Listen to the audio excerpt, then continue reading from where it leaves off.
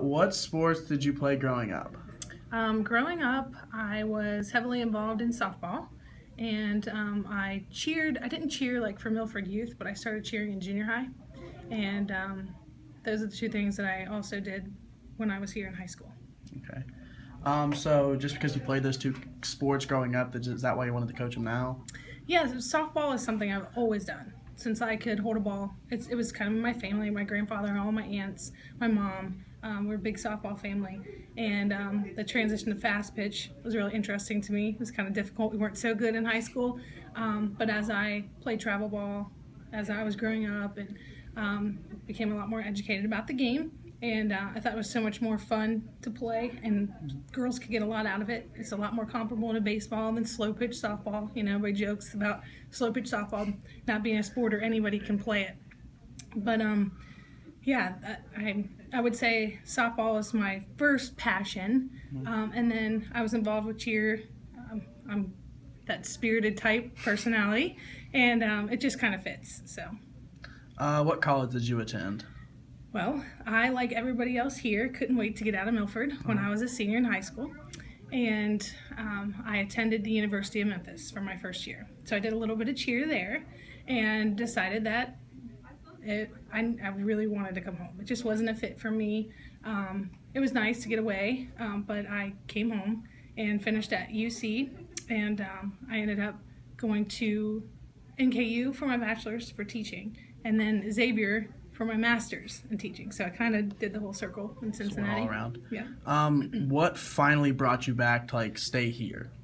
When I came home, I knew that when I came home to Cincinnati, I had always wanted to get back to Milford. My first home that I purchased wasn't in Milford, but everything I did was in Milford. I couldn't wait to get back to Milford. I'm familiar. It was really awesome to come back and teach where and with the people that were here when I was in school, and to now be a part of two programs that that I have participated in and now run. So How long did it take you to get into coaching when you started teaching? first year, Milford needed a softball coach, and my first year I was a varsity assistant coach, and the coach left after that first year, and I became the head coach ever since. So. What's your favorite subject to teach then? My favorite subject to teach?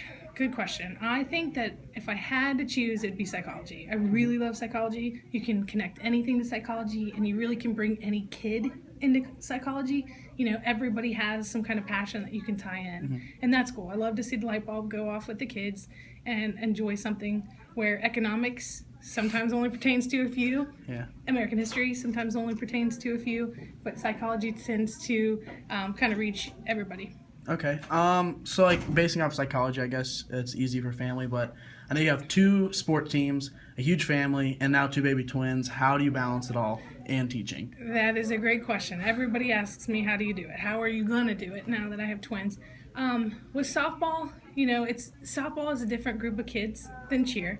And I coach that a little bit different than I do cheer.